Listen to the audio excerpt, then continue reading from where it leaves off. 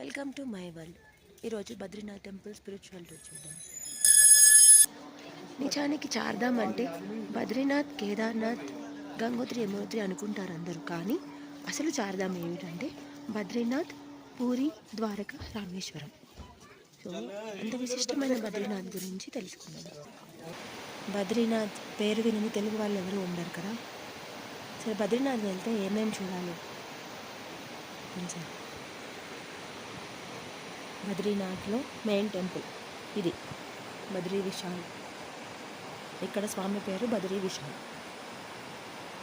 ఇది అలకనందా నది. అలాగే మెయిన్ టెంపుల్ లోపల తప్తకుండం అని ఉంటుంది. అదే ఉష్ణగుండం అని కూడా అంటారు.